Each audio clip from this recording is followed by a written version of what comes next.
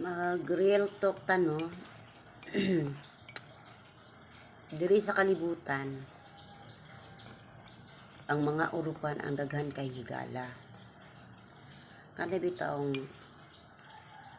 pag magkita mo, pagkatubang nimo ngisi, kana bitawng ngisi gid nga lami kayo nga pahiyom, tapos katawa nga buhak ka kaayo. Then tiniglakaw biso-biso. Pero pagtalikod ay nimo wala nang day kay ulo. Paglain day ang kaistorya na libak to the max man di ay. Then ang pinakasad pa, ang libak pag yun usahay, di pag yun tinuod. Kuhaan, dungagan, o di ba? Mo na'y gusto halos sa mga tao. May kay makiabi-abi, may kay makipagigala-higala. Sa bagay no, dili man dautan ang makipaghigala. Dili man dautan ang makipag-amigo. Ang pinakakuan kay kanang tao bitaw tinuod kay sa imo. Tinuod kay ta sa ila. May kay ta sa ilaha din. Behind our back di ay gidunggab naman di ta. Naman kukoy ka ila good nga.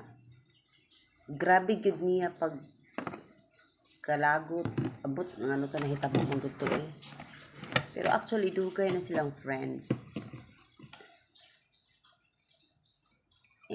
Grabe yung hilak niya kaya something gustong pa kuan kay basta something nay rason. Hilak-hilak gid siya kay gusto nga matanggal mo ni man na daghang istorya. Then ako kapaminaw ra ko. Ang ako nakuratan ni kapag kaugma kay syempre duty na. Hala kay gabi man niya gakos-gakos, gabi man niya og kuan. Kumusta naman ka na?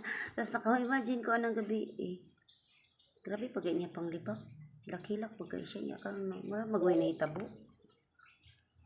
So nakaingon jud ko nga ang ingon ana nga tawo lisod kayo sa ligan. Ang ingon ana nga tawo lisod kaayo na higala.